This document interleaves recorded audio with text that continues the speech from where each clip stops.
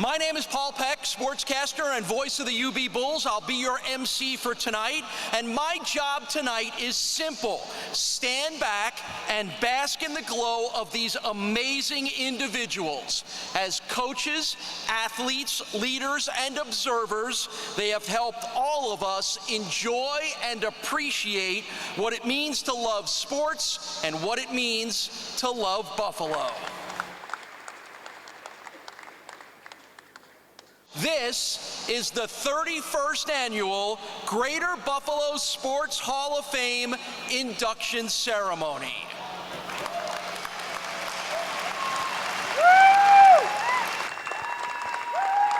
So let's get started, and we will start with our team of distinction, the 1958 UB Bulls.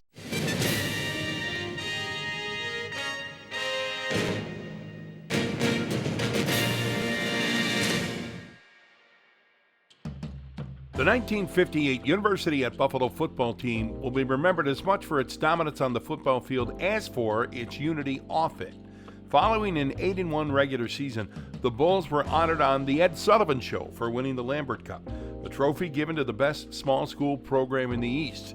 The honor came with an invitation to play Florida State in the Tangerine Bowl, UB's first bowl invitation. However, in a time of civil rights unrest, the invitation came with one condition: that Buffalo's two black players, Willie Evans and Mike Wilson, not attend the game. Without hesitation, the team unanimously voted not to play the game, refusing to leave their teammates behind. The 1958 team's unified stance against racism was a great and principled action, inspiring to others, and dignified themselves, the university, and all of Buffalo in the eyes of the entire nation. Representing the 1958 team, 10 other members, if they would please stand, and representing the University at Buffalo is Vice President and Director of Athletics, Mark Allnut.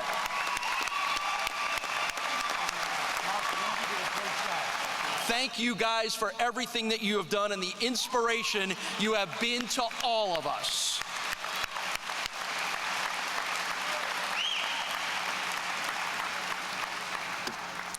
Our next inductee in the class of 2021 is a familiar name to every Bills fan because they know how important he was in making the Bills great in the 90s. Former Bills General Manager John Butler.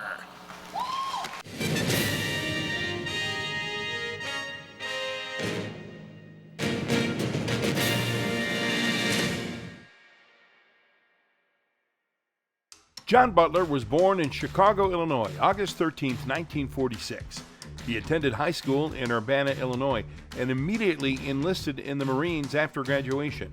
Butler served 4 years in the Marines, including a stint in Vietnam, where he saw combat in 1965.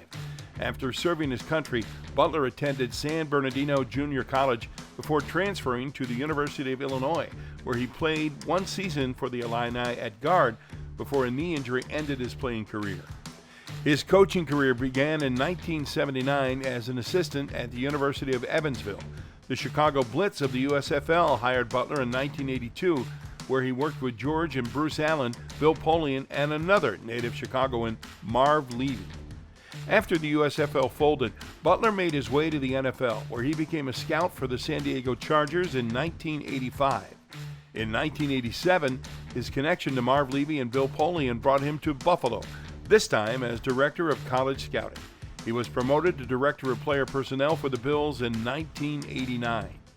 This is where John Butler's keen eye for evaluating talent came into play. When other teams were passing on a running back out of Oklahoma State University due to concerns about a knee injury, Butler convinced Marv Levy to take a shot at him. That running back, Thurman Thomas, eventually became the Buffalo Bills' all-time rushing leader. Butler was known for finding diamonds in the rough out of small colleges. Don Beebe out of Chadron State, Alabama A&M's Howard Ballard, and Phil Hansen from North Dakota State all played key roles in the Bills' success of the early 1990s. In 1993, he replaced Bill Polian as general manager of the Bills. The Bills went on to the playoffs in 5 of his 8 seasons as general manager, and he drafted many future starters, including Reuben Brown, Eric Moulds, Sam Cowart, Peerless Price, and Antoine Winfield. After his tenure in Buffalo ended in 2000, Butler headed to San Diego to become the general manager of the Chargers. He was not forgotten in Buffalo, however, as during his 14-year tenure, the Bills went to the playoffs 10 times, the Super Bowl 4 times, and had a record of 140 wins, 83 losses. John Butler, forever enshrined in the Greater Buffalo Sports Hall of Fame. It's pretty amazing to see the lineup of players that John played a role in bringing here to Buffalo. He was a football guy through and through, and I'm so happy for him and his family to be one of our latest inductees. All right, next up on our list of 2021 inductees, Ron Muscati.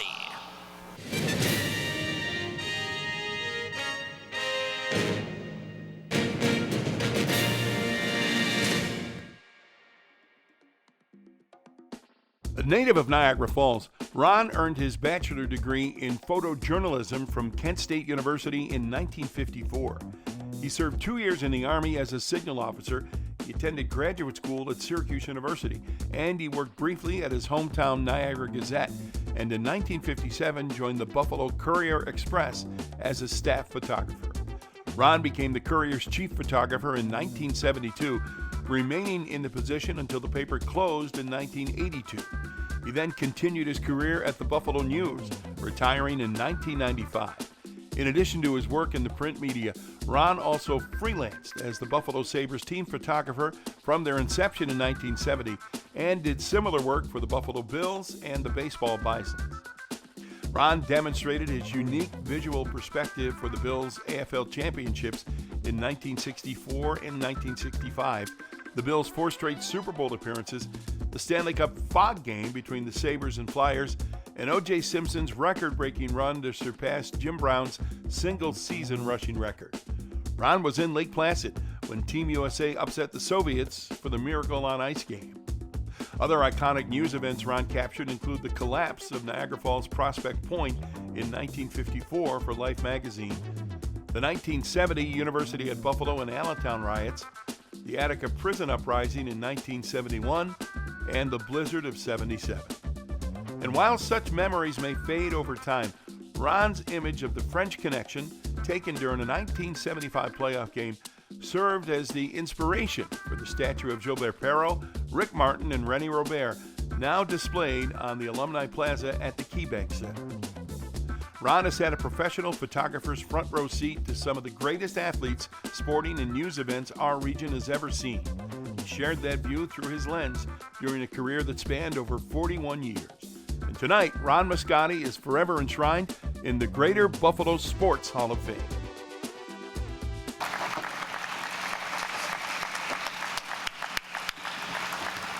They said I can speak a few words. They're very simple. Thank you.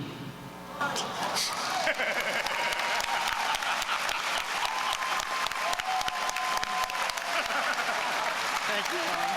Congratulations. Damn right I do. That's from the heart.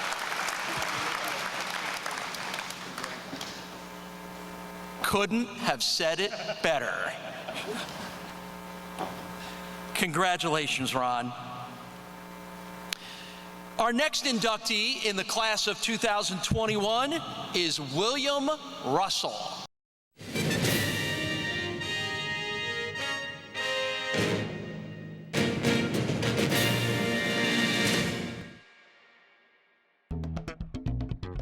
Born in Boston, Massachusetts, at a young age, Bill Russell moved to Buffalo in 1916. He graduated from Bennett High School, where he ran on a relay as part of the Orange's champion track team. William Russell made his mark on Buffalo's sports scene through his support of athletic groups. In 1956, he got his start as organizer and first president of the Central Amherst Little League, an organization that still exists to this day. His most meaningful contributions were made on the ice, including serving as president of the Buffalo Skating Club in 1957 and 58. As president, Bill brought in numerous elite skaters and Olympians, such as Dick Button and Kit Klein, to perform exhibitions. In 1959 and 60, Bill made his biggest impact on Western New York youth sports as he started a Muni hockey team that eventually became the Shamrocks and then became the Bison Hockey Association, which is how they are known today. The team played in the Buffalo Municipal Hockey League, winning both the league and the playoffs that year with a record of 20-0-1. The following season, the team went 23-0-1 in the regular season to win the midget division and made their second consecutive trip to Lake Placid, winning their first state tournament. Bill then formed a second Shamrock team, this time at the Pee Wee level, eventually adding teams in the Bantam, Pee Wee, and Squirt House levels. In 1966-67, Bill once again led the Shamrocks to a state title.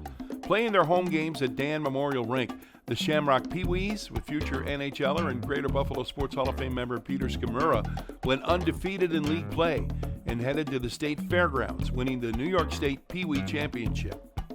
Along with his involvement with the Shamrocks, Bill was a founder and director of the Amherst Hockey Association, a director of the New York State Amateur Hockey Association, and the Amateur Association of the United States, now known as USA Hockey, and New York State representative on the American Olympic Committee.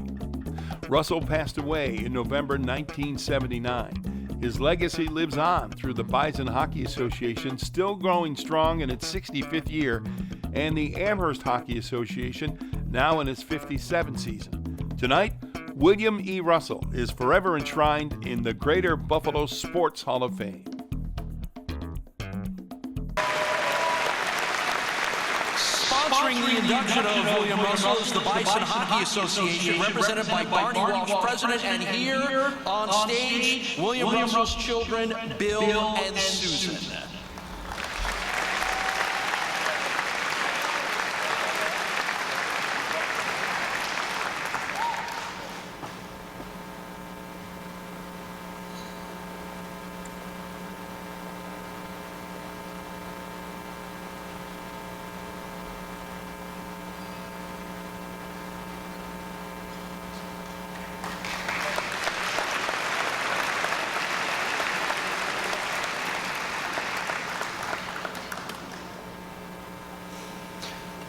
Our next inductee in the Hall of Fame class of 2021 is Deb Darling.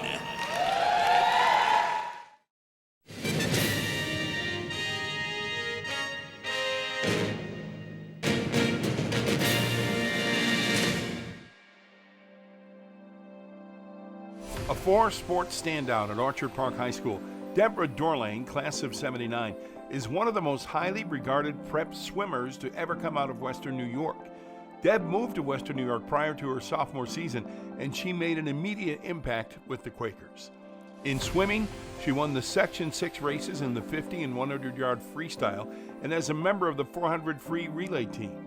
The relay team's time, established during the 1977-78 season, set a state record that stood for 4 years. As a result, she was named MVP of the sectional meet. Away from the pool, Deb was team captain and first baseman for the softball team, where she was the team MVP for a squad that advanced to the 1978 sectional championship game. She also competed in track, running the 220 and 440, and qualifying for ECIC and sectional meets. In addition, she was a guard on the basketball team. Deb was inducted into the Orchard Park Hall of Fame in 1999. After high school, Deb competed for the Bowling Green swim team, where she received a partial scholarship to compete for the NCAA Division I Falcons.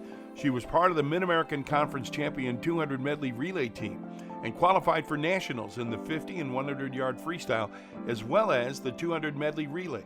She earned All-American honors that year and was All-MAC in 1981. Darling then transferred to RIT, where she set 7 school records and was a 6-time New York State WCAA champion. As a member of the Tigers swim team, she received 10 All-American honors and also hit .350 for the RIT softball team. She was inducted into the RIT Hall of Fame in 1988. After college, Deb became a softball umpire, where she's been active since 1999. She was elected vice president to the Western New York Umpires Association in 2019 and is only the second woman to hold an elected position with that group. She also umpires baseball in addition to her softball assignments. Currently the basketball coach at Hutch Tech, Deb has been a certified swim official since 2000, and tonight, Deb Darling is forever enshrined in the Greater Buffalo Sports Hall of Fame. Here we go. All right, game on here. All right. Wow. This is quite the honor. I first want to say congratulations to all the inductees. And this is just surreal to be considered in the same company as these athletes, coaches, and to be one of the lucky 43 women enshrined in the Greater Buffalo Sports Hall of Fame.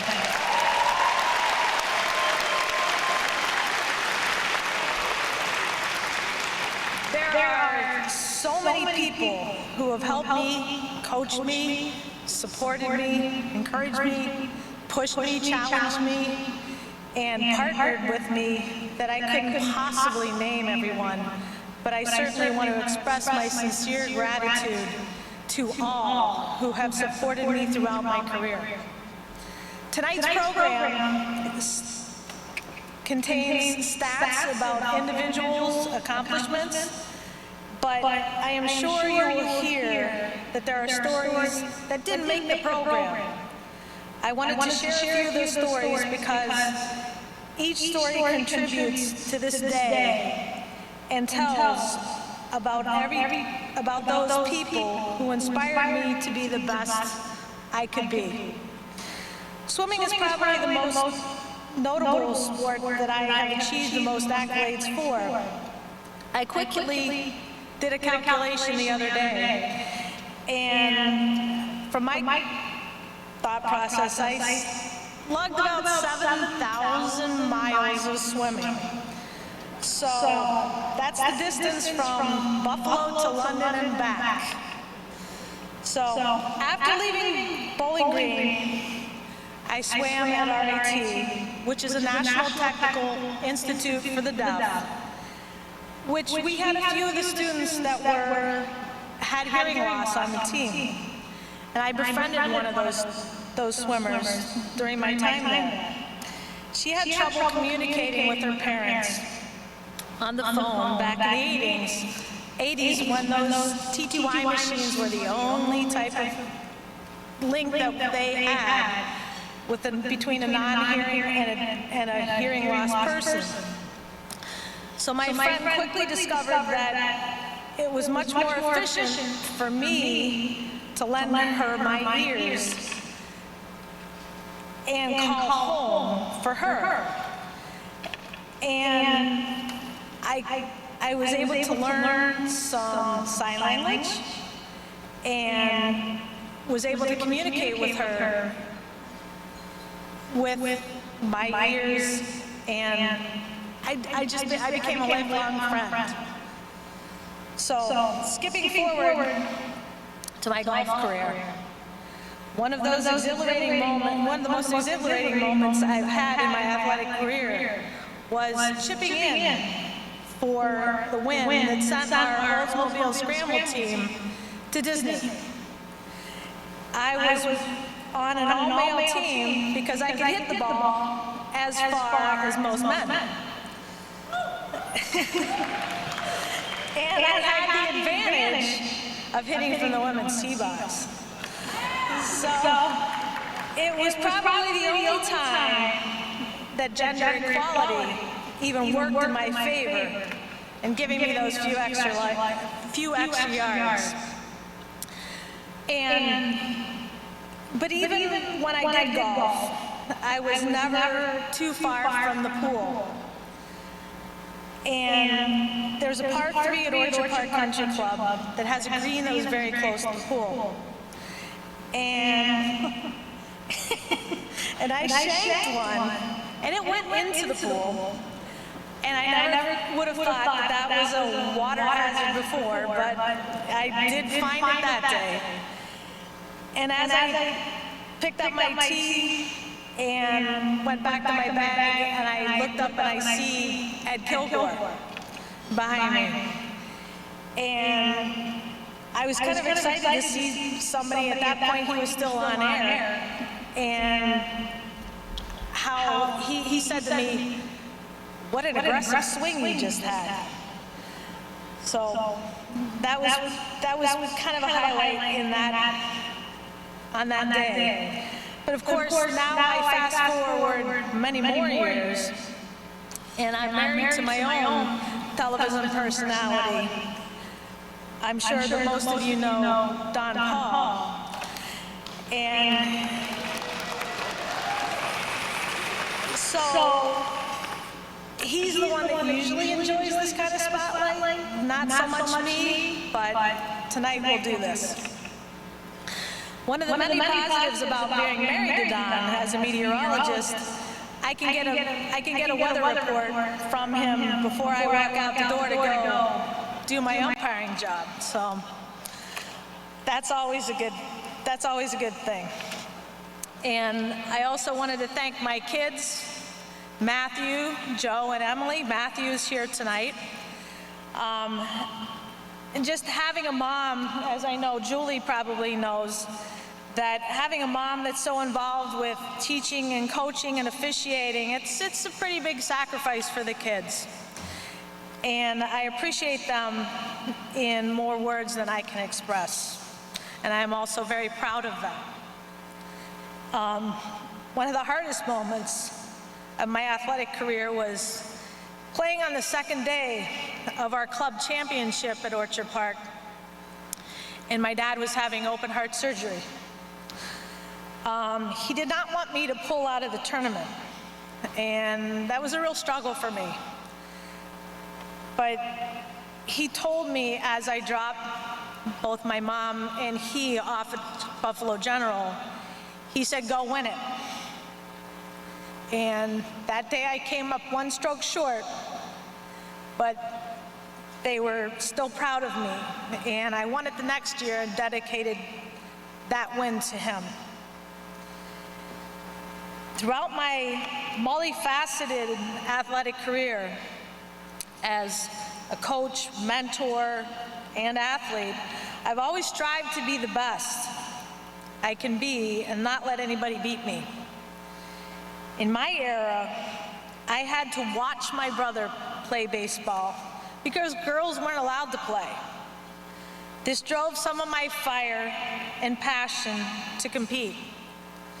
To this day, I strive to be a positive role model for women in our world as our world tries to work through the gender equality issue. Although I can never repay all who supported me, I can pay it forward as a coach, and I strive to give my teams the strength, the knowledge, the toughness to become the best that they can be in their athletic endeavors and their personal lives. The women that I've coached have taken on leadership roles in the corporate world. They've become lawyers, periodontists, doctors, physician's assistant, nurses, a television news anchor, mechanics, IT specialists, teachers, and mothers. It's fantastic to see them thrive. And some of these kids, both male and female, have even taken on coaching in my footsteps. As an umpire, I try to prove that women can not only succeed in sports, but they also deserve a place in officiating sports and making important decisions. Sometimes these important decisions include throwing out coaches and even parents who think they're playing for $1 million. When people hear that I'm an umpire, they always want to know how many people I have ejected. Right, Greg? Yes. In my 23 years of umpiring, I've only had to throw out 3 people. But the better story is the thousands of coaches, players that have acted as role models for their players, and thousands of players that also have left it all on the field for their team. I can only hope that the legacy I leave on the world of sports is that of a strong, positive role model for players, coaches, officials to emulate and strive for. I will continue to fight for the equality that we all deserve. Please don't stand in silence. Don't be afraid to speak up for what's right. And to end, I want to thank the Hall of Fame Committee for the recognition you have given me, and the 1958 UB football team for standing up for what was right. I want to thank the administrative bodies who are recruiting qualified female athletes to fill coaching and officiating positions for all sports, but especially for female sports. I want to also thank my parents who were always there for me and are watching me from above tonight. Thank you all for being here. Have a good evening.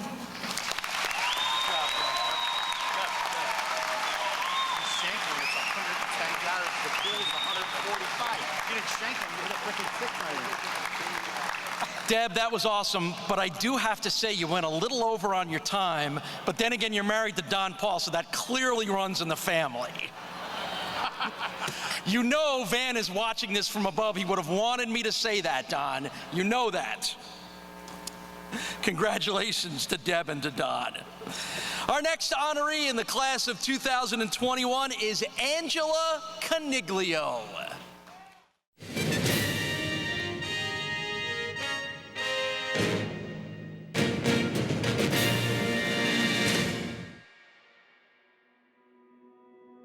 In the early 70s, a young boy got into a bit of trouble for shooting pucks against the family's garage door. If he still wanted to play, he'd need a quick solution. The solution was his 7-year-old sister, who he put in front of the door to stop pucks. And that was the beginning of an incredible career in sports for Angela Coniglio of Amherst. Within a couple of years, Angela was playing goalie for several Wheatfield Blades all-boys ice hockey house and travel teams. This continued into her high school years as goalie for the Amherst Central High School boys club hockey team. In 1984, with Amherst winning the league hockey championship, Angela was named MVP. At Amherst, she earned varsity letters in softball, field hockey, basketball, and soccer, being named captain of both the field hockey and basketball teams. In addition to being named the ECIC Division II All-Star team in soccer, she set a school record with 27 goals scored her senior year. After Amherst, Angela played both soccer and softball at Nazareth College from 1984 to 1987. Her main sport was soccer, setting school records for most career assists with 31, while scoring 42 career goals, graduating as the number 2 all-time scorer with 115 points and leading the team to 4 consecutive winning seasons and a 50-22-5 overall record. Angela was a 3-year starter in the outfield for Nazareth softball, helping the team to a 28-7-1 record. Angela competed in numerous New York State Empire State Games, winning medals 11 years apart. She earned her first silver medal in the 1984 Games for the Western Scholastic women's soccer team. She earned her second, a bronze, for the Central Open women's team in the 1995 Games. Angela Coniglio passed away at the age of 30 on April 29, 1996. To honor her advocacy of women's sports, an ongoing scholarship in her memory is given annually to deserving Amherst High School women. Angela was posthumously inducted into both the Nazareth College and the Amherst High School Athletic Halls of Fame. And tonight, Angela Coniglio is forever enshrined in the Greater Buffalo Sports Hall of Fame. Representing Angela are her parents, Mr. and Mrs. Angelo Coniglio, and sponsoring the induction is the Empire State Fund, represented by Leo Kaminsky.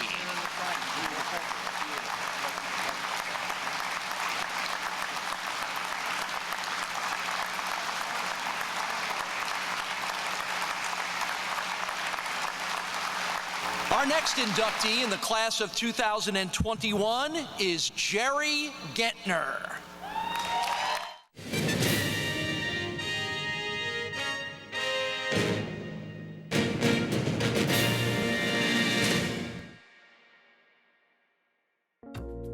Just show up was his motto.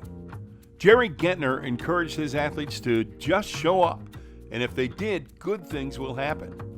Good things did happen to the Williamsville South softball program once Jerry Gentner showed up in 1997. Gentner started out as a physical education teacher at Hamburg High School in 1966. In '68, he coached the boys varsity soccer team to an 18-0 record, allowing only one goal, en route to a regular season and a Section 6 title. In 1970, he left the teaching profession for a career as a financial planner at L&M Financial Services. After his years in Hamburg, Gentner was involved in Amherst girls softball for 16 years as a volunteer, coach, and board member. In 1997, he came back to the high school coaching ranks, this time with Williamsville South as the girls varsity softball coach. Gentner stayed there until 2011, amassing an incredible record of 259 wins, 65 losses. During that time, the Billies were league champions in 12 out of 14 seasons, 8-time Section 6 champions. They won state titles in 2000, 2004, and 2006, with Gentner being named Coach of the Year all 3 years. In 2000, his Billies went 20-0, and in 2004, 28-0. From 2003 to 2008, he led Williamsville South to an incredible 59-game league winning streak. Williamsville South also established a state record by winning 46 consecutive games, ending in the 2005 state championship game. He held Saturday pitching clinics all over Western New York for anyone who wanted to attend, including Williamsville South's competition. Along with coaching his daughters Julie and Laura, Jerry Gentner also coached 14 All-Western New York players, including 3-time honoree Michelle Friday, Canadian Olympian Caitlin Lever, and 2006-2007 Gatorade New York State Player of the Year, Chelsea Plimpton. Gentner is a member of the New York State High School Softball, Amherst Avenue of Athletes, Hamburg High School, Section 6, and Western New York Softball Halls of Fame. Jerry passed away in January 2012, but is remembered throughout Western New York in multiple ways. Just Show Up was spray painted behind home plate as remembrance in his honor. A golf tournament in 2018 with funds going to Roswell Park was established in his memory, along with an annual scholarship he established for senior softball players at Williamsville South. In addition, the press box at Cortland State is named in his honor. And tonight, Jerry Gentner is forever enshrined in the Greater Buffalo Sports Hall of Fame. Jerry is represented up on stage by his wife Sally, and sponsoring the induction is L&M Financial, represented by Joe and Max Lipsitz.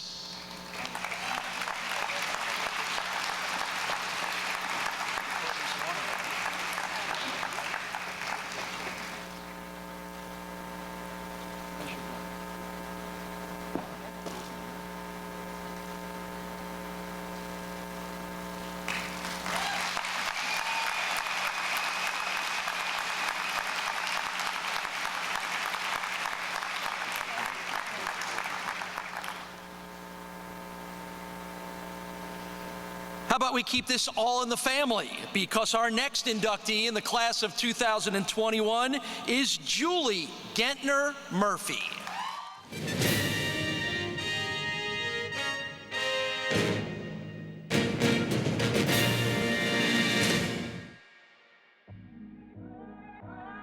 A three-sport athlete at Williamsville South High School, Julie Gentner-Murphy led the Billies in each sport she competed in. In basketball, Julie tallied over 1,000 points as a point guard. In softball, she helped lead the team to 2 state championships and was a 2-time first-team All-Western New York selection. However, it was in field hockey where she really excelled. In addition to being selected first-team All-Western New York in 97 and 98, she was also named to the All-State team in each of those 2 seasons. She also helped lead the Billies to the New York State Field Hockey Championship game in 1998. Julie continued her athletic career at SUNY Cortland and as a member of both the field hockey and softball teams.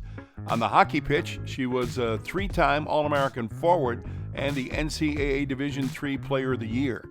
She also earned SUNYAC Player of the Year honors twice. She helped lead the Red Dragons to the national championship in 2001. Julie set the all-time single-season scoring record with 64 points in 2002. She also ranks second in career goals with 63 and in assists with 37. On the softball field, Julie set a school record with 18 doubles, helping the team to 5th place nationally at the NCAA Division III World Series. She had a career average of .402 and ranks first at Cortland with 58 doubles and 139 RBI. She was a 3-time All-American shortstop, a 2-time Academic All-American, a 4-time All-SUNYAC selection. She was named Female Athlete of the Year for the Red Dragons in 2003 and was the youngest person ever inducted into the SUNY Cortland C Club Hall of Fame. Julie has returned to the Diamond at Williamsville South and currently serves as the head coach of the Billies, capturing 2 sectional titles in 2014 and 2018 and a New York State Class A championship in 2014. She is a 2-time ECIC Coach of the Year and was selected as the New York State Coach of the Year in 2014. In her free time, Julie dominates the local links. She is a 5-time Buffalo District Golf Association Player of the Year, a 9-time Brookfield Country Club champion, and she has finished in the top 10 of the state Mid-Am Golf Championship 7 times. Julie Gentner-Murphy, forever enshrined in the Greater Buffalo Sports Hall of Fame. I want to thank the Greater Buffalo Sports Hall of Fame, Paul Stasiak and Kevin Lesser for this prestigious award and congratulate my fellow inductees on their incredible accomplishments. I would also like to thank L&M Financial Services for all their support. I chose to write my younger self a letter to honor and thank all those who had such an impact in my life. Dear Julie, you are blessed to have an incredible support system that starts with your mom and dad. They teach you how to become all that you are capable of. Their faith in you is your foundation. Your parents will teach you about work ethic, dedication, drive, and positive energy.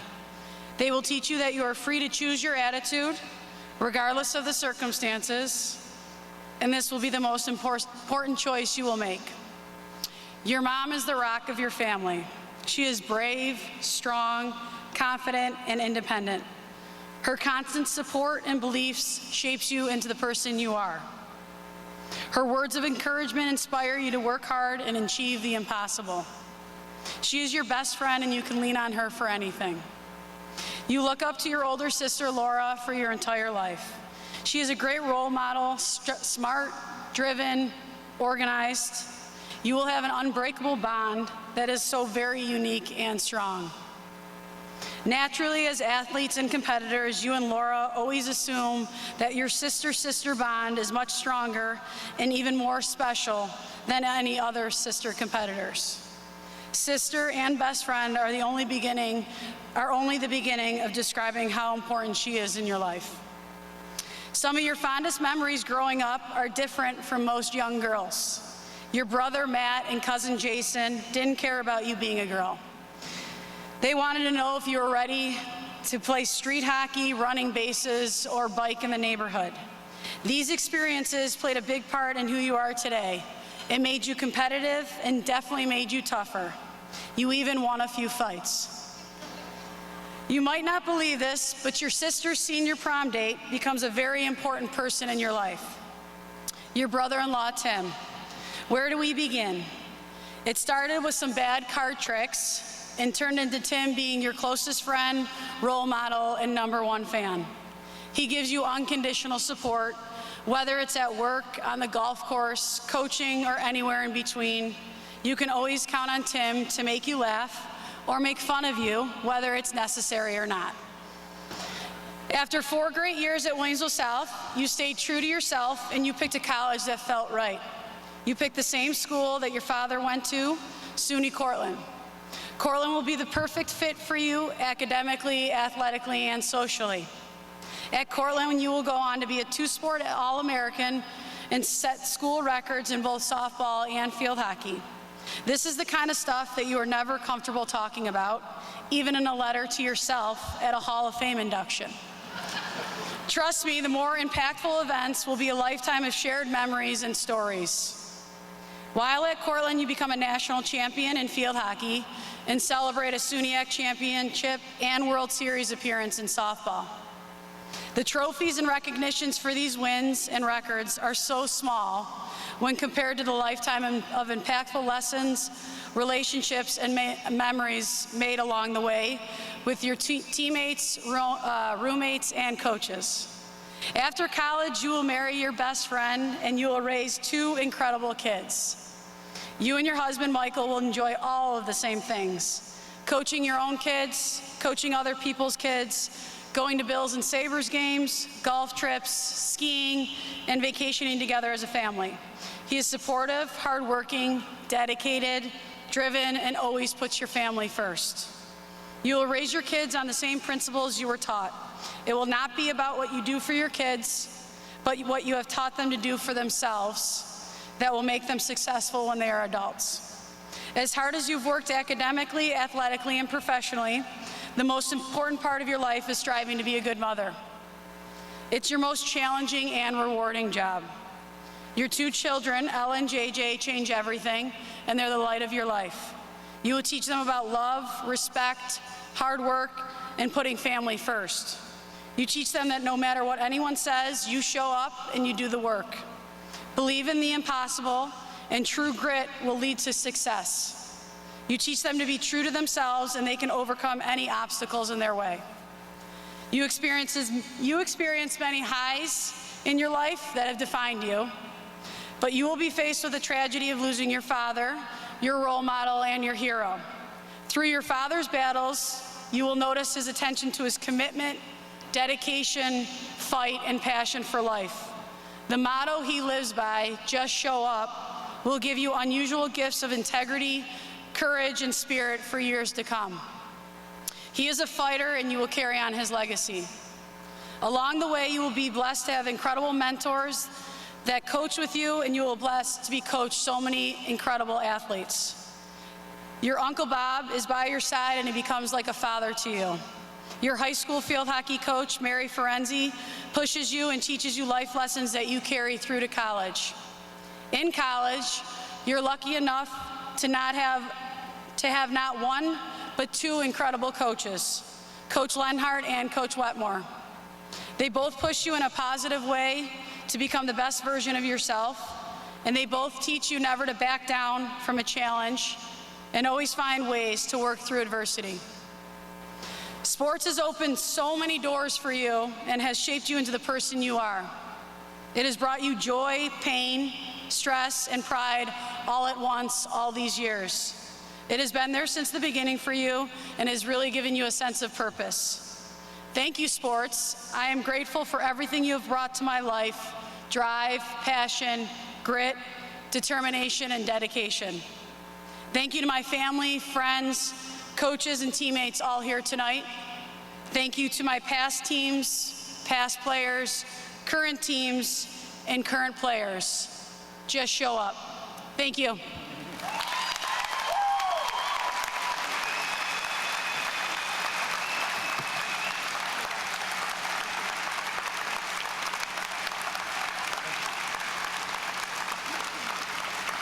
Thank you, Julie, and congratulations to the entire family. Our next inductee in the class of 2021 is Kyle Williams.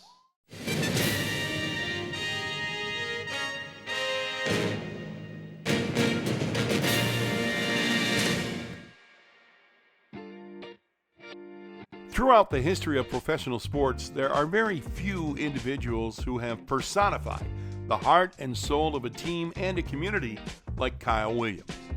A 5th-round draft pick from LSU, Williams joined the Buffalo Bills in 2006 and quickly became a fan favorite through his character, working-class style, and his determination. Williams played his entire 13-year career with the Bills, one of only 6 players to play at least 13 years with the team. He started 178 of his 183 games with the Bills and was named an All-Pro in 2010. He made 6 Pro Bowl teams. Leading the Bills' defense, he finished his career with more than 600 tackles, 48.5 sacks, and 140 quarterback hits. He's the Bills' career leader in tackles for a loss with 103.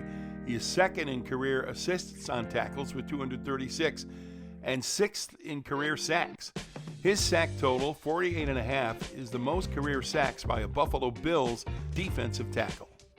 In 2017, Williams scored a touchdown on his only career rushing attempt, helping the team secure a win against the Miami Dolphins and clinching a playoff berth for the Bills. Off the field, Williams was known as a presence in the Western New York community, and in 2016 he was honored with the NFL's Call to Courage Award, which recognizes a player for exemplary character and service to the community. As Williams announced his retirement, Bills head coach Sean McDermott reflected on his impact on the organization by saying, quote, "He's a guy who personifies what we want to be all about as Buffalo Bills. He really bleeds not only red, but red, white, and blue. We need more Kyle Williamses. They probably only come around once in a lifetime." Kyle Williams, forever enshrined in the Greater Buffalo Sports Hall of Fame. Kyle, obviously unable to be here with us tonight, but he did send us this acceptance video. Good evening, Buffalo Greater Sports Hall of Fame. Kyle Williams coming to you from Ruston, Louisiana. I regret that I can't be there tonight to receive this great honor that you guys have saw fit to bestow upon me. I'm here in Ruston, Louisiana, helping coach a high school football team. So on down the line, hopefully we'll have another Ruston kid that'll have the opportunity to become acquainted with the city, with the organization, the way that I was so lucky to be able to. When I think back on my years in Buffalo, really the word gratitude comes to mind. It's about relationships, the opportunity to meet and get to know and love so many different people, get to know a part of the country that I never thought I would end up having a part to live in, and getting to know it in such a way that you start to call it home. And I wrote that in my thank you letter, and I truly meant that I'll always consider Buffalo home. Although when I first got drafted there, my first month there, we're talking about the October storm, 26 inches of snow overnight. I wasn't quite sure where I'd been drafted to, but having lived through that, you know that you can deal with anything. When I think back about my time there, the relationships that I had with Marv Levy, Dick Duran, the men who brought me in to be a part of that organization, were invaluable in building the foundation of what my career ended up being in the NFL. As I continue to push on with Chan Gailey and Doug Marrone, learning more and more from quality men, character men who believed in fair play, hard work, and being a great teammate. In my letter, I thank Sean McDermott. I can't thank him enough, like from the bottom of my heart, as someone who was in their mid to late 30s playing in the NFL, not sure how much time I had left.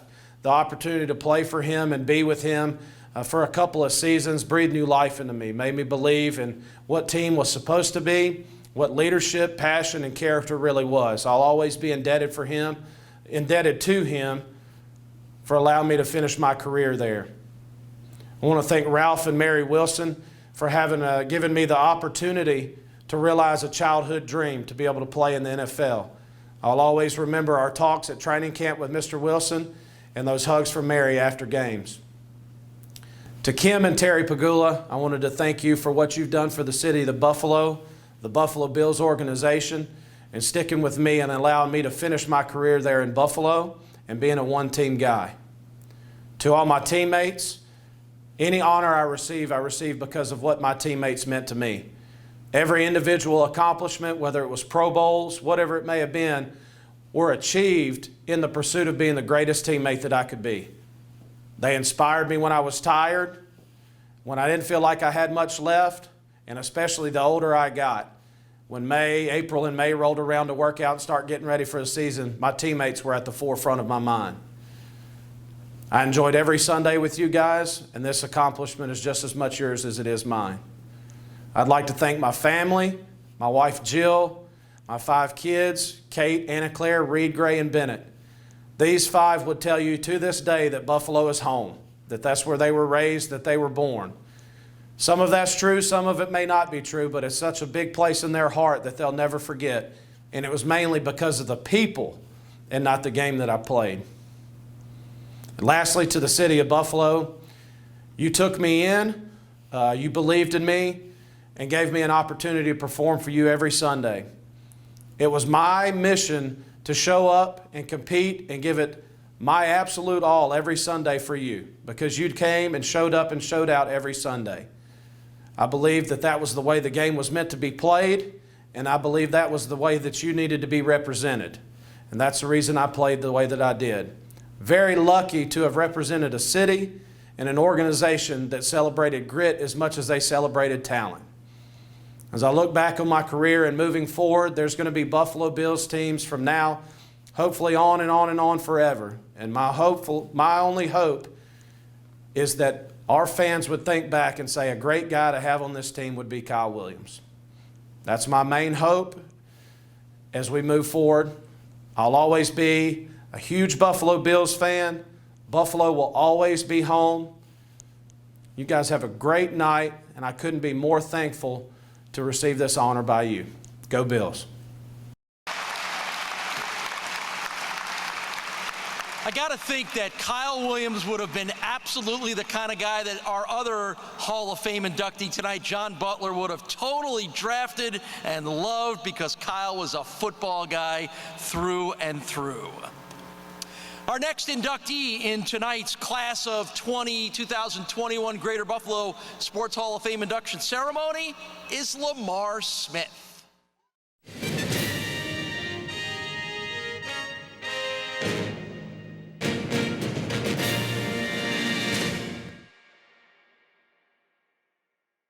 Track and field records normally have a very limited lifespan, unless they were set by Western New York's greatest sprinter of all time, Lamar Smith. Smith was born and raised in Buffalo. An immediate success on the track, Smith led Bennett to 55 wins against no losses during his time in school. He broke school records in all the events he ever entered, which included the 100, 220, 440-yard dashes, and the mile and 440-yard relay. Two of his times still stand as Western New York records: 10.4 seconds in the 100 meters in 1981 and 21.1 seconds in the 200 meters in 1982. Lamar's greatest achievement came in 1982 on the track at Cornell University. He won the state titles in both the 100 and 200 by setting state records in both events. He also anchored the 4x400 relay, running the last leg in a blazing 48 seconds. The relay time of 3:17.4 still stands as a Western New York record. Those achievements brought him national recognition when he appeared in Sports Illustrated Faces in the Crowd. In 1982, New York State recognized Lamar as the Track Athlete of the Year. He was named to the All-American team by the National High School Track Coaches. After high school, he ran for the University of Alabama's 4x400 relay team, placed second in the 1983 NCAA Championship, and fourth in the 1984 NCAA meet. He received All-American honors both years. Smith was also on Alabama's sprint medley team that ran a world best time at the Drake Relays. He transferred back to Buffalo and competed for the Buffalo State track team, where he still holds his school mark as a member of the 4x100 relay team, 40.9 seconds, and earned 1986 All-American honors in the indoor 55-meter dash. Smith is the only athlete to ever win the 100, 200, and 400-meter gold medals in the same Empire State Games. He did that in 1984. Lamar Smith, forever enshrined in the Greater Buffalo Sports Hall of Fame. Okay. Now I'm going to have to wing this. Of course, I had a nice, great speech, all of 5 minutes long, and I misplaced it. But thank God I brought my wife with me, and she typed it up for me. She remembered a little bit of it, and she texted it to me. I love you.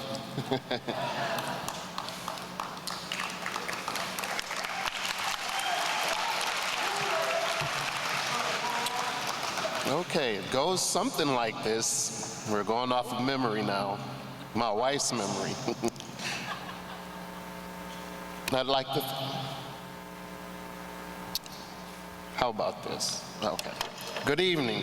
Let's give the inductees another round of applause.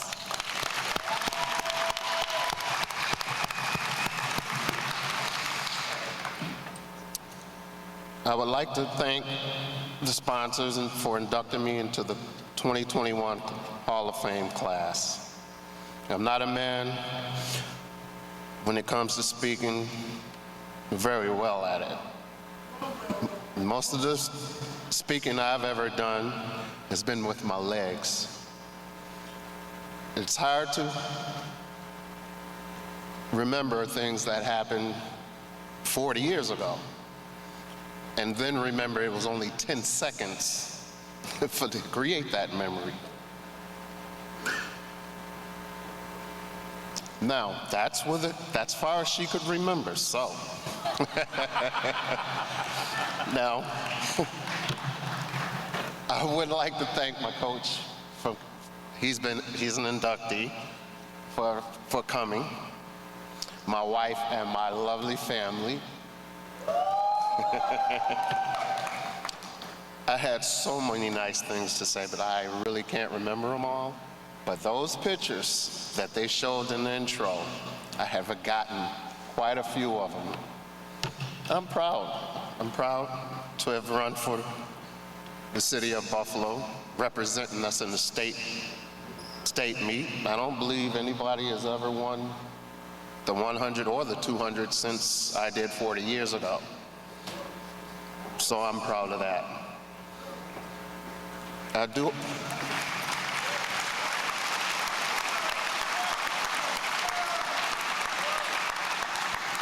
That prepared me for my collegiate career.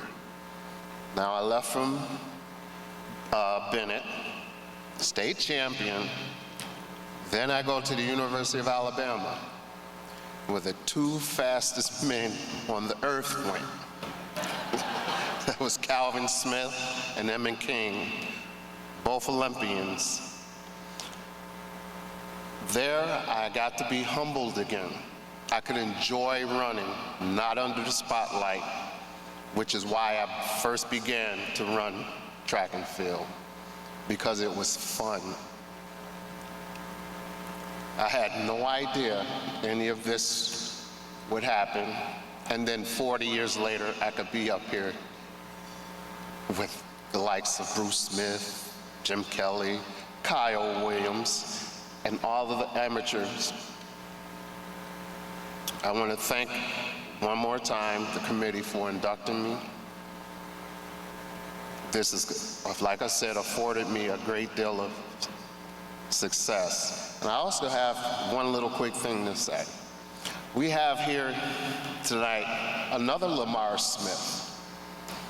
I got to meet him through social media, and he has jokes. He always tells me people always thought he was me.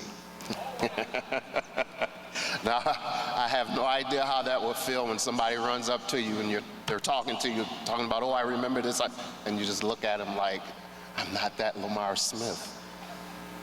But I'm going to cut this on off because the memory is short, and I really wanted to say a little piece to you all for showing up. And finally, Mom, Dad, I hope I made you proud. Thank you.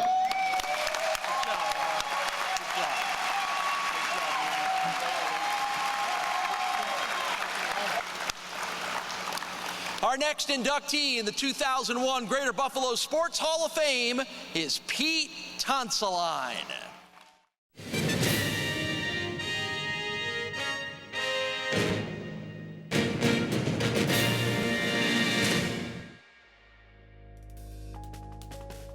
A multi-talented, multi-faceted head coach of a variety of high school sports, Pete Tonsilline has recorded over 1,500 wins during his more than 40 years leading young men and women. A graduate of Canisius College, Tonsilline has been a member of the Iroquois High School field hockey staff since 1984 and as head coach since 1994. Known for his attention to detail, He has over 400 varsity wins, which includes 14 division and 7 sectional titles, 3 Far West Regional Championships, and 3 New York State Final Four appearances. In addition to his prowess on the field hockey sidelines at Iroquois, he is also the school's softball coach, where he has won 7 division championships, 4 sectional titles, and recorded more than 360 victories. He's also spent time working with the football teams at Iroquois and Bishop Turner. Pete has also coached hockey at 9 different schools, where he's accumulated over 700 wins on the bench. His accolades include 4 Super Sunday first-place finishes, qualifying for the New York State playoffs 4 times, and winning 1 state title in 1985. Outside of his high school mentoring, Pete coached in the Empire State Games for 20 years, where he guided medal-winning teams in men's ice hockey and women's open and scholastic field hockey. Over the years, he has also served as an instructor at the USA Olympic Training Center in Colorado and is a certified instructor for USA Hockey. Away from the field of play, Tonsilline has served as chair for ECIC and all Western New York field hockey. Spent a 5-year stint as athletic director at Iroquois and was honored by the Buffalo Sabres in 1994 with the Michael Duffett Memorial Award. Pete Tonsilline, forever enshrined in the Greater Buffalo Sports Hall of Fame.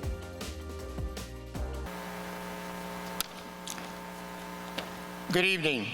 I would like to express my deepest gratitude to the Greater Buffalo Sports Hall of Fame Committee and Chairman Greg Merkel for this overwhelming, unexpected honor.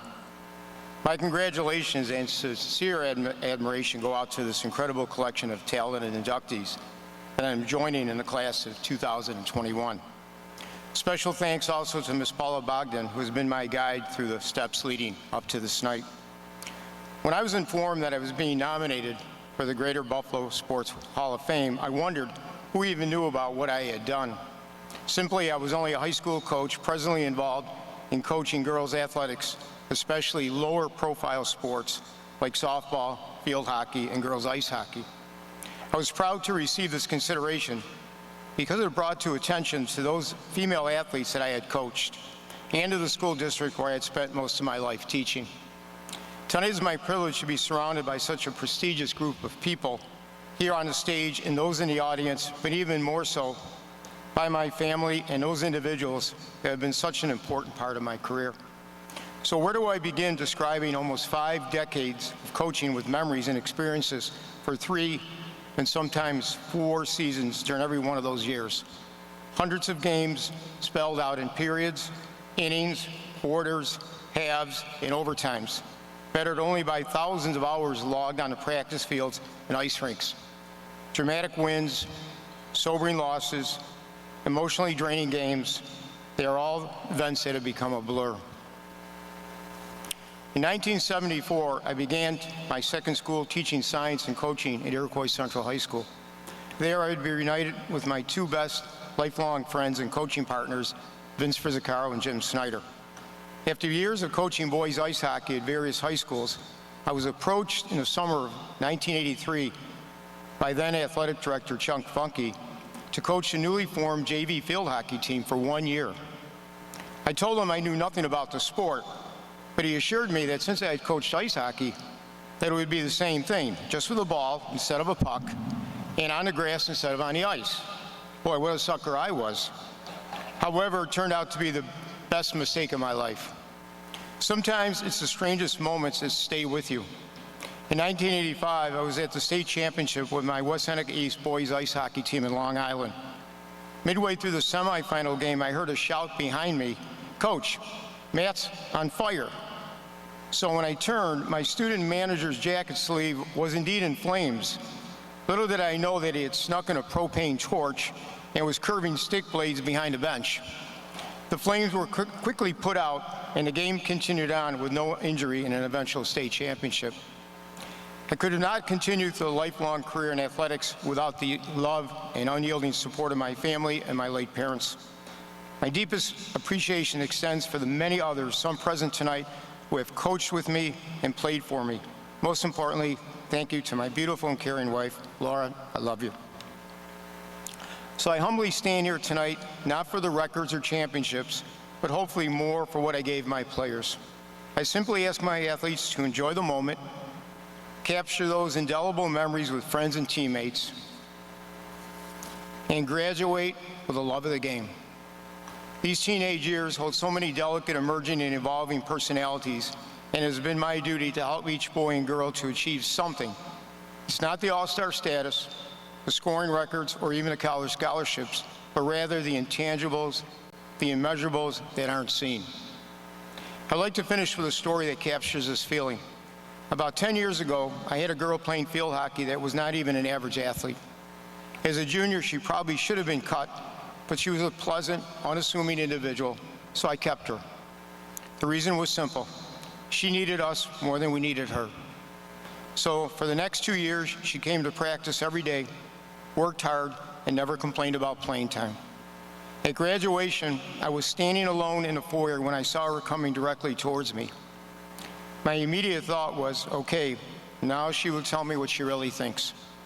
Before she could speak, I apologized for a lack of playing time in a competitive season. She only smiled and said, "Coach, I never felt this way.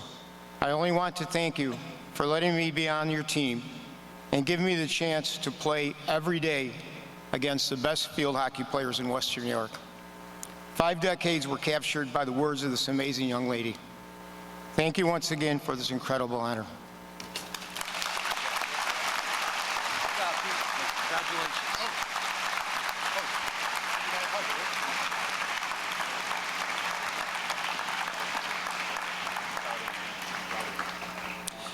Our next inductee in the class of 2021 is Mike Robitaille.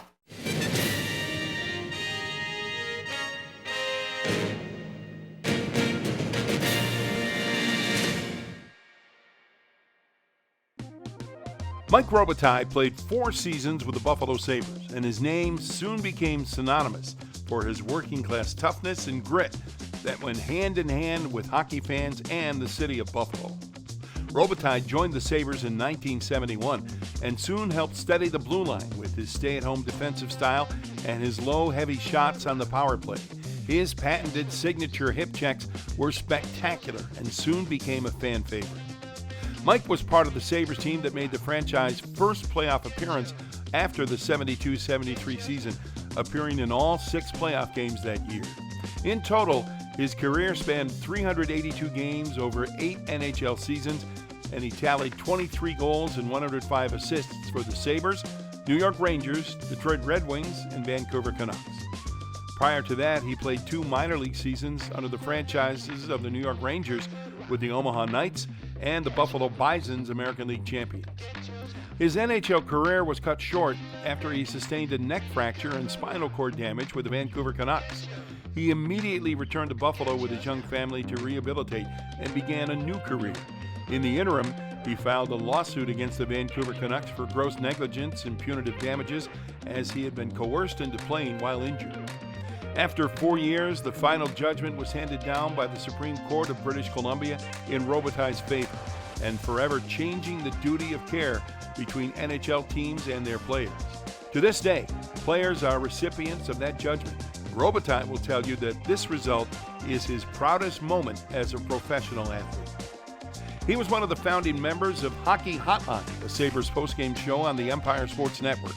Over the next 30 years, he served a number of roles on the Sabres broadcast team, working beside Hall of Famers Deb Darling and Rick Jenneret.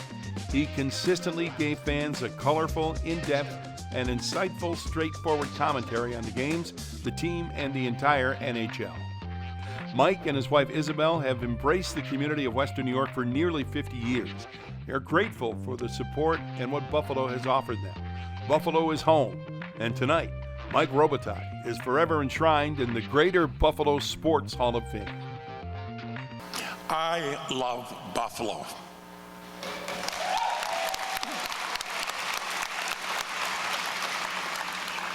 And thanks to Pete Peterson, always giving back to Buffalo. Once again, Rob, for being here this evening.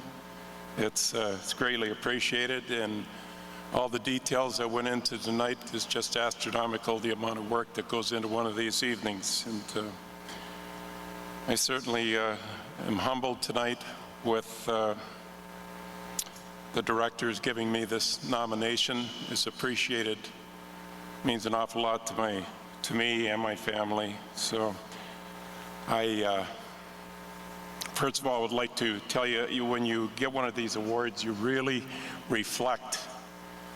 You go back to a lot of years, especially when you're a child, and you wonder, how in the hell did I get here? You know, how is this possible? There's so many potholes along the way. And going right back to my childhood, of course, French family, I grew up in Northern Ontario. I was the baby of 11 kids. So there's no need to tell you what they did for fun up there. Can you imagine 11 kids nowadays? Can you imagine that, trying to raise and pay? It's almost impossible. And when I was 14 years old, the New York Rangers signed me to my first contract, to my professional rights. I left, started my junior career in in Kitchener. Spent 5 years as junior there, and really finished up well in the last year at junior. Won the Best Defenseman award in that last season, and things went very well for me at that point in my career. And I kind of parlayed that into 11 years of professional hockey. 9 of those in the National Hockey League and 2 in the minors. Certainly the turning point in my hockey career, as far as picking my game up and being the defenseman I was certainly the opportunity to play with Tim Horton. Now, a lot of you people in here, younger ones, they don't even know he played hockey probably. Oh, they know he makes donuts. Right? Well, he did more than makes donuts. He was just a spectacular person, a great individual, and he changed my life dramatically, not only as a person, but as a player. Timmy never said a word to us verbally, never said anything. But you better watch, and you better learn by watching him. And we watched him so carefully. He taught us there was more to this game than just hitting and giggling and having fun and shooting the puck and getting an occasional goal. There was a science to this game. You had to learn intricacies of the game, to learn how to stand up at the blue line, when to use your energy, when to save your energy, how to put forwards on angles where they had bad shooting situations. It just went on and on and on. And if you weren't watching as a teammate, then there was something seriously wrong. But I'll tell you what, my career went from when I was playing here and hoping that I could be at best a third line defenseman and more like a fourth or a fifth. Suddenly my career after the trade to Vancouver escalated, and I became a #1 defenseman. As a matter of fact, in '75, one of the great thrills of my life anyways, the coach called me over and said, guess what? The NHL just elected you to play in the All-Star game, 1975. So that just gives you an idea how far your career can go. And it doesn't take long. You want to keep your ears open, your eyes open, and you dedicate yourself. But I'm forever grateful, certainly to Timmy, and I was thinking when he was just rolling along at that point in time with his donut shops up in Canada. They were just catching on. Tim Horton Donuts, Tim Horton Coffee. And it was his goal. He was going to open up, if it killed him, he was going to open up his first place in the United States. He was going to open it up here in Buffalo. This was going to be his opening act. And it wasn't unusual after practice, we'd jump in the car with him and he'd say, Roby, jump in. He said, you live here full time. He said, show me where all the busy spots are around town. And we'd jump in the car and we'd drive around for hours looking for the areas in town that were busy. And man, he's there, he had the counters out, he had it all going in his mind. All this was going on while he was this spectacular all-star hockey player. And he was getting himself ready for when hockey was over. So those days with him and to see my teammates just eat this up, to have the opportunity, to have his leadership, it meant all the difference in the world. There's a lot of talkers. There's a lot of talkers, right, Coach Beilein? There's a lot of talkers and there's a lot of people that perform. There's a lot of people that just keep their mouths shut and they go out in the ice and they do the hardest part of the game. And he was one of them, just a spectacular human being. I'm so fortunate to be part of his life, and I was a much better person for it. I was traded out to Vancouver, probably one of the saddest moments of my life. I love Buffalo so much. This town just wrapped its arms around us. For some reason or another, they had a love affair with those early teams. Even to this day, they have a love affair for that. I don't know why, that group, the Perot era. You just love it, and they never forget about it, and it's never left their minds. And I followed that love I've had for Buffalo never left me at all. Even when I was in Vancouver after my injury, I had to make up my mind, where am I going to go? What am I going to do? I'm 28 years old. I have no education. I went to grade 8. I mean, hell, they kicked me out of kindergarten for not shaving. So what was I going to do?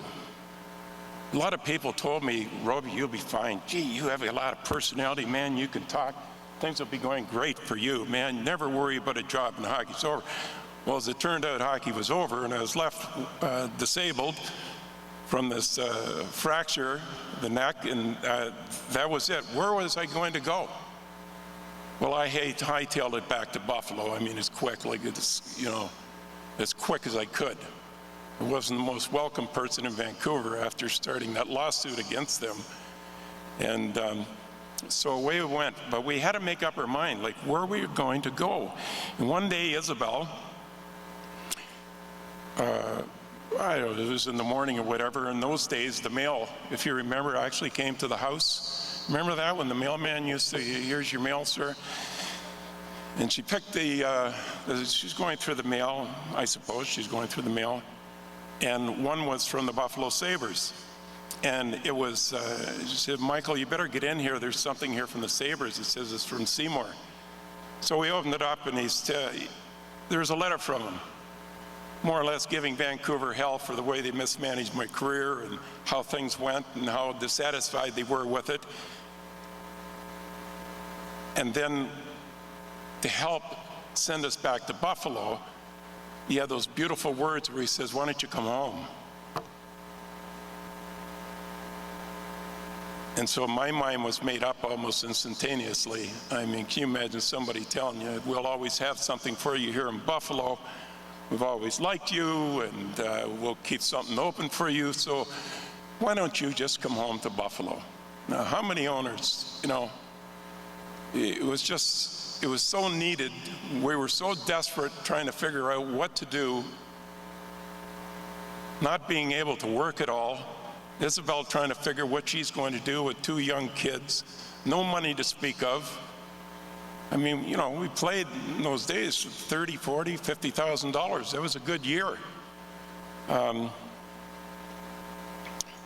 So really no money to speak of when my career ended. I had to find something. When I moved back here, sure enough, Deb Darling showed up one day. He did an interview with me, and I said, boy, I'm going to tell you, I'm not going to screw this interview up. I really want to be a broadcaster. As a matter of fact, just let me point something out here, all right? Talk about dreams. You can make things happen by dreaming, and it can start off with a dream.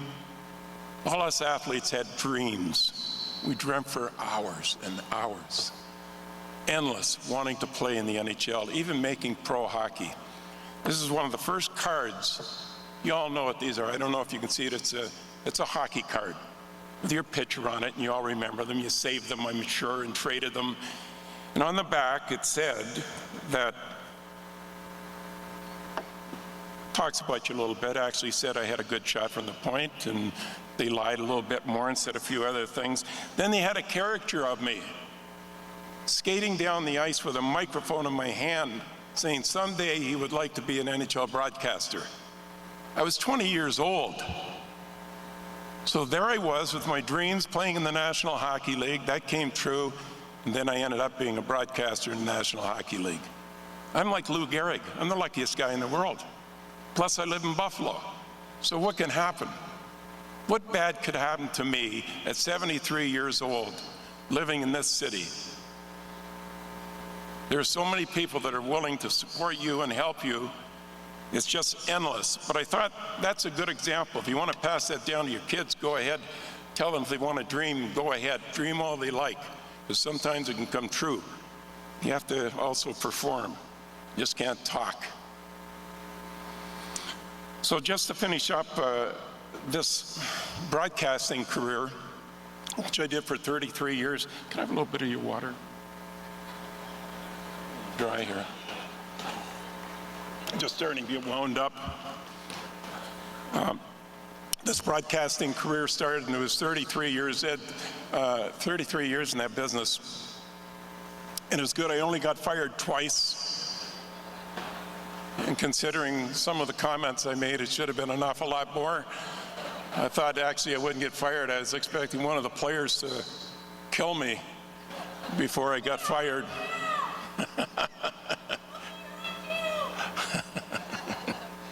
So Darling came over and he did an interview with me, of course, the late great Ted Darling.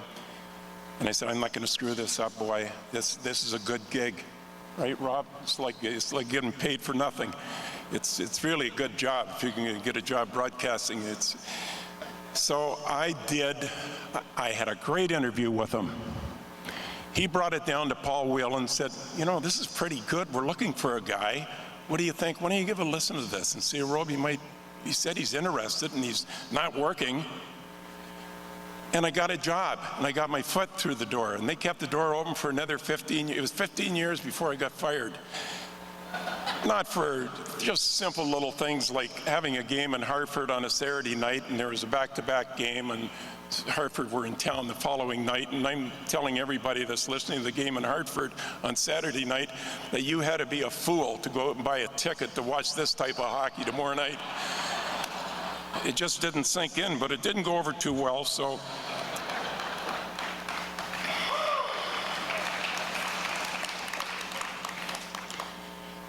Probably the most memorable moment I had as a broadcaster, there was two, and I'll just finish up here. One, and you all remember the night with Clint Malarchuk when he got cut in the neck. And I sensed that coming, and I remember telling Paul Whelan, who was in the truck at the time, I said, Paul, whatever you do, do not put the camera on the around the goal area. Don't do it under any circumstances, because it was just unbelievable, the amount of blood that was around there. So the other moment was, and I don't know, were you playing in the Winter Classic, Ron? Were you? The Winter Classic? No? I'm going to use you and put you to work here. Was the Winter Classic. The Winter Classic was, I was working for the NHL that game. We're doing the radio, and I was working down at ice level, and I'd really never stopped to look up the fans or sense everything around me, the periphery. And at one point, I stopped and I looked around. I looked up, and there were 80,000 people there. And the snow was coming down. I'm telling you, it was like a Norman Rockwell painting. It was like something, I mean, it was the first game. Who in the hell ever, 80,000 people at a hockey game? Not one person left that game. It went into overtime. I remember right, Crosby scored the winning goal for Pittsburgh. Even then, even then they were winning. And so I just couldn't get that, I couldn't get that thought out of my mind as a broadcast. It made such a picture. I wish everyone had the opportunity just to see what I was looking at that moment. Certainly my wife, she saved me from myself, as she has told me many times, but there's a lot of truth to that. She really has saved me from myself. She's kept those guardrails up for this Robitaille family for many years. It seemed like the tougher things got, the better Isabel got. And 52, I better get this right, 52 years of marriage. You know, I still look across at her and I still fall in love with her.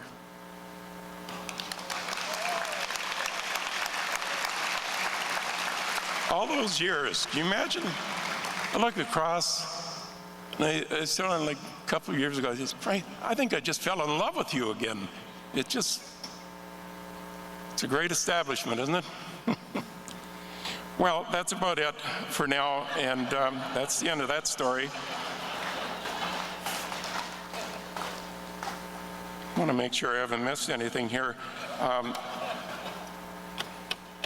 Once again, thank you all, Buffalo. You talk to any athlete in this town, listen to Kyle Williams and at some point Robbie and all his teammates, they'll all tell you the same. I mean, there's a lot of lights and glamour and glitter about New York City, and it's great.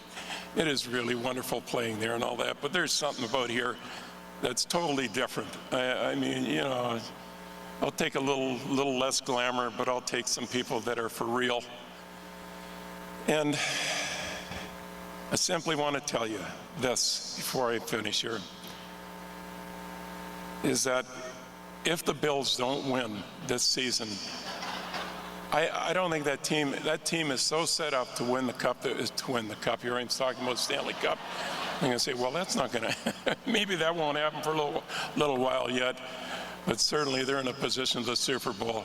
It has $300 on them at 20-1. So go Bills. Thank you, everyone.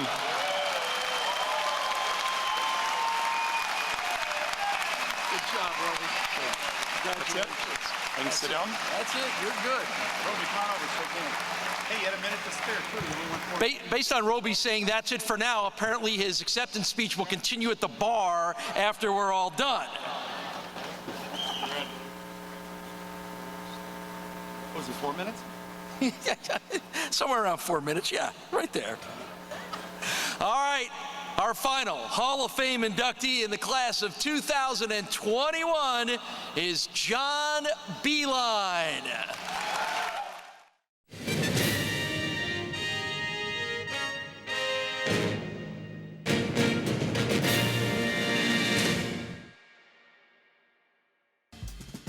Considered one of the best tactical basketball minds in the country, John Beilein was an innovator in college basketball during his 4 decades patrolling the sidelines. Never having served as a collegiate assistant coach, Beilein compiled a career record of 829 wins against 468 losses during his 48 years as a college head coach, finishing with a winning record in 35 seasons. Beilein had 20 career postseason appearances and is one of 2 coaches to have taken 5 schools to the NCAAs: Lemoyne, Canisius, Richmond, West Virginia, and Michigan. The native of Burt, New York, got his start at Newfane High School, where he taught social studies and coached football, basketball, and baseball. In 1978, he moved to Erie Community College and led them to a 75-43 record over 4 seasons. From there, he moved east to Nazareth College for 1 year, earning a 20-6 record, and then to Lemoyne, where he was 163-94 over 9 seasons that included the Dolphins' first ever NCAA Division II tournament bid in 1988. John took his first NCAA Division I job at Canisius, where he led the Golden Griffins to 3 consecutive postseason appearances. Beilein's Canisius teams went 89-62. He was the 1994 New York State Coach of the Year and is a member of the Canisius Sports Hall of Fame. From Buffalo, Beilein took his talents to the University of Richmond for 5 campaigns, leading the Spiders to a record of 100 wins, 53 losses. And then John moved to West Virginia, where the Mountaineers won 104 games in 5 seasons, including an NIT championship in 2007. Michigan became his final collegiate stop and his most noteworthy. The all-time winningest coach in Wolverines history, Beilein's teams went 278-150, winning 4 Big Ten championships. Michigan twice advanced to the national championship game. Collegiately, John played 4 seasons at Wheeling College, serving as the team captain during his junior season. He received a bachelor's degree in history before earning a master's degree in education from Niagara in 1978. He is currently serving as a senior advisor and director of player development with the NBA's Detroit Pistons. And tonight, John Beilein is forever enshrined in the Greater Buffalo Sports Hall of Fame. Thank you and congratulations to all the other inductees. Wow, I have a lot of admiration for the pro athletes, but you teachers and coaches in high school, you're why I'm here today as well. And congratulations to all of you. I'm particularly honored because of all the great coaches in this Hall of Fame prior to me. When I look back at, the Scotty Bowmans, Lou Saban, Marv Levy, but in particular, the little three coaches that I grew up worshiping as a young boy in Niagara County. My Uncle Joe Nyland, to be in there with my Uncle Joe is amazing. But and Taps Gallagher, Frank Layden, Bob McKinnon, Larry Weesey, all those great guys. I see Dick Beer and Dan Bazzani here, so many great high school coaches. To be a coach and be into this is really special. And I feel so honored.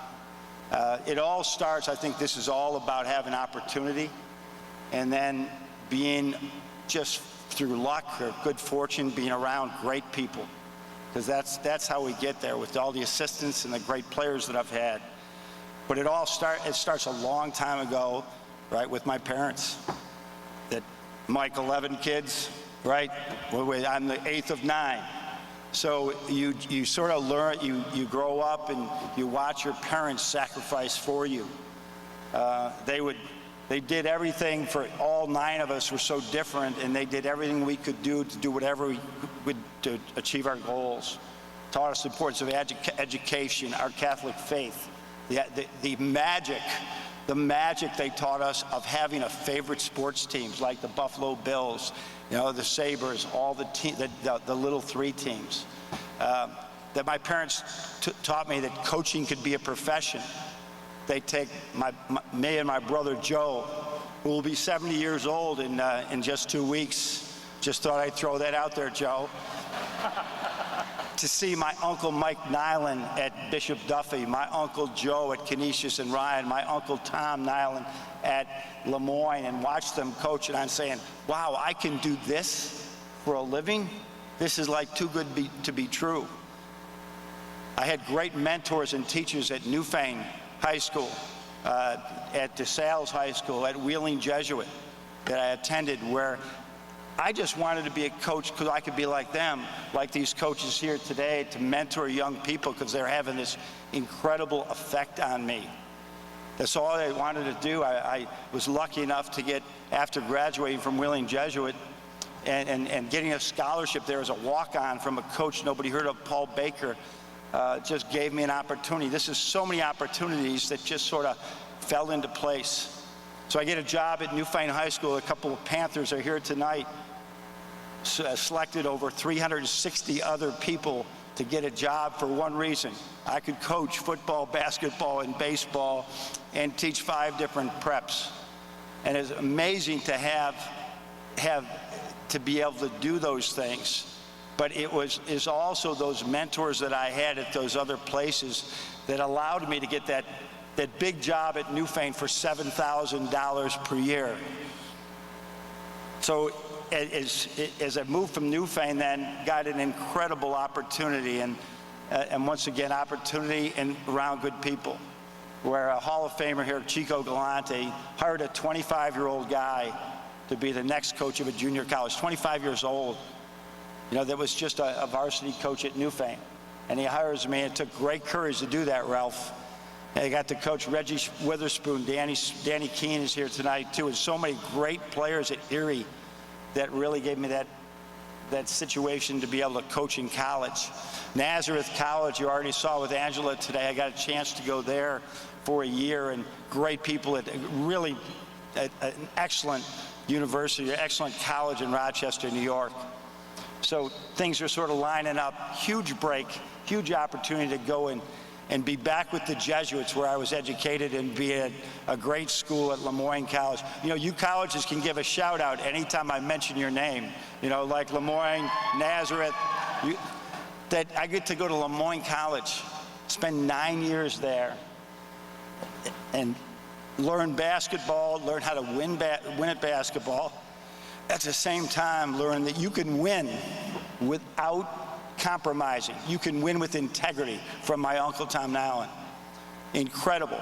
It gave me this opportunity also to bond with so many in my family. I have a lot of cousins here tonight. You can give yourselves a shout out too, cousins, right? That were amazing through this, the whole thing, to be able to just experience them. Some of them are excellent coaches, or at least they think they're excellent coaches.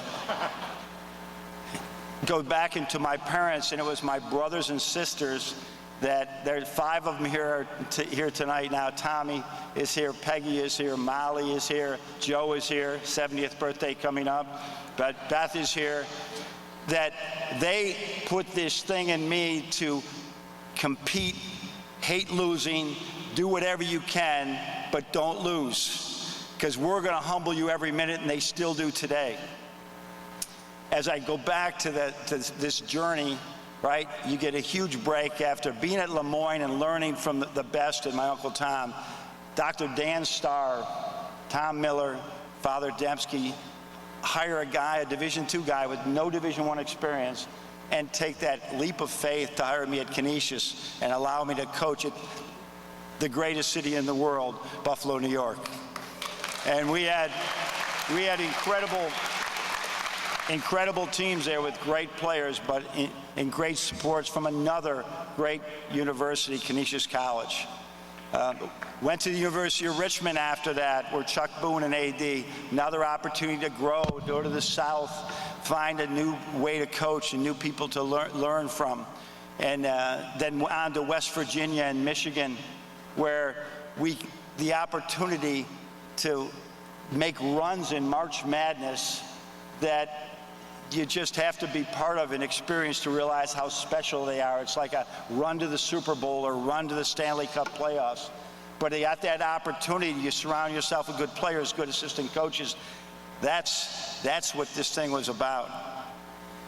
Then obviously now in the NBA, but none of it happens on this journey without my immediate family. Without Kathleen, I don't think there's a Hall of Fame for Coaches Weiss, but she's in it. She'd be inducted a long time ago. She's the head coach of our family. When you think of that, as you think about your families, we moved 9 times, right? The 4 children, Shauna, Patrick, Mark, and Andrew, graduated from 4 different high schools in 4 different states. And she's just orchestrating it all through, but Dad's gone recruiting, we're moving. Dad's at a new place, we're moving. They said goodbye to old friends, said hello to new ones, and just took faith in this family journey. So to go through all that, you can see that it's got my name on it. There should be hundreds of names on that for all the people that put me in this position to have this great award and be accepted by this incredible committee. So I thank them all very much. I thank the committee. It's been a wonderful night. Go Bills, right? Thank you very much.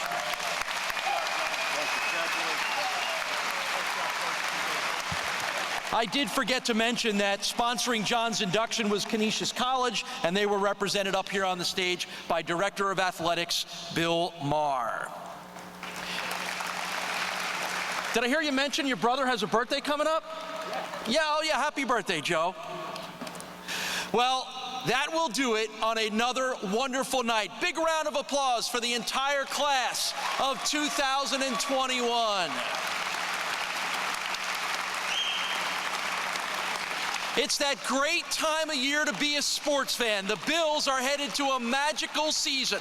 Merkel, can we just extend the night and induct Josh Allen right now into this Hall of Fame? College football's going on, college basketball is coming, high school sports, as always, are going on. Thank you all for your support of sports, no matter what kind of sports in Western New York. You make this community great. You make this Hall of Fame great. Thank you very much. Highlights of this event will soon be available on the website gbshof.com. Thank you for coming. Have a good night. We'll see you next year.